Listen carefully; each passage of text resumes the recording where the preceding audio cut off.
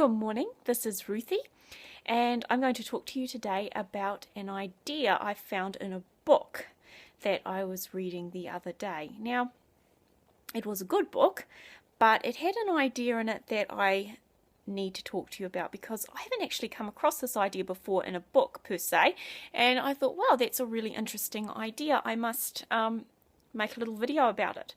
This book was a book on etiquette and self-improvement. I'm very interested in such books. I have a rather large collection and it grows daily. And I got this one and I started reading it and I found it really interesting. The author believes in God. She really does. But here's the thing.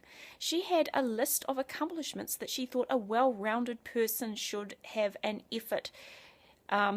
made an effort to understand. And she had things like golf and ballroom dancing and foreign languages and politics on there. And she also had belief in God.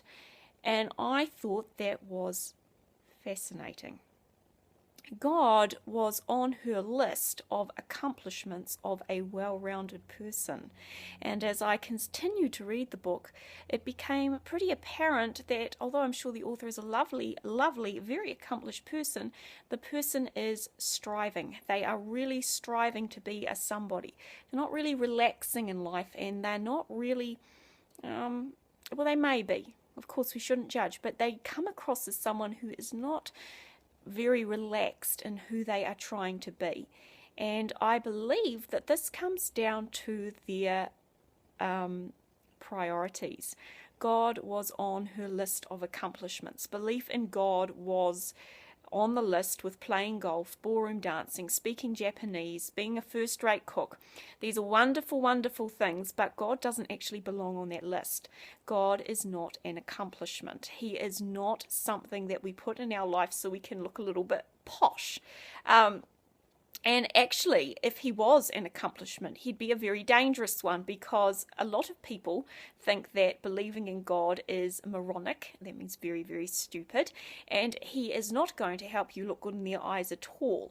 So why do I object to God being on a list of accomplishments when I personally love God with all my heart, my mind, and my soul? Well, that's precisely it. If you love God with all your heart, your mind, and your soul, you can't have him as an accomplishment. He can't be on a list next to learning Japanese, playing golf, and dancing in a ballroom. You just can't do that to him. He will be your foundation and he will be your crown, but he cannot be your accomplishment. He's not interested in that. My mother always told us growing up, you can be anything in life because it is the power of God that raises you. And she was right. And I believe that. And I'll be telling my kids the same thing. And I'm telling you that.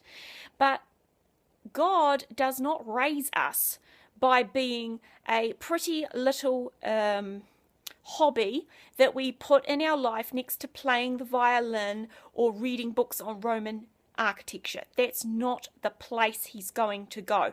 He's not interested in that. God is your foundation. You don't put him on your list. You don't put him on your life list. He is your life foundation, and he is also, as I say, he is a crown. He is a glorious, beautiful, beautiful, holy thing that we can take great pride in being his friend. He is our treasure. He is our jewel. He is the most valuable thing we've got. But he must be number one, and he must be the most important thing. And she hadn't even put him number one on the list. I think he has rocked in around about 7 under all her other accomplishments. And this really showed in the book, I thought. It really, really did show, because although she was probably a much more accomplished woman than I am, I came across a real sense of striving in that book. She was striving to be a somebody. Listen to me. If God is your foundation and God is your treasure, you're going to feel like a somebody. Because if you really, really do believe in the power of God, when you realize that you are created in the image of God, you are going to feel so much more special if you are acknowledging God as the mighty King that he is, because it makes you more valuable. If you want to feel good about yourself, you must first make God your number one priority.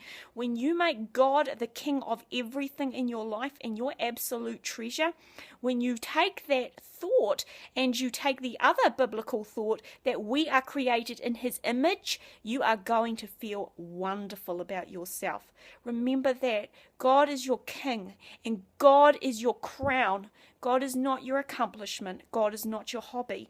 God is not something you put on a list of education to make yourself look good.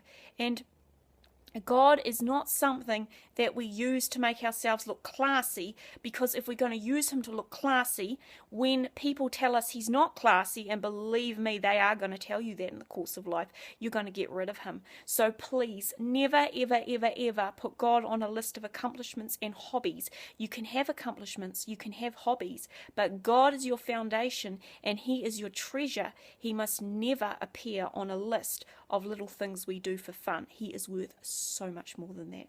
Love you.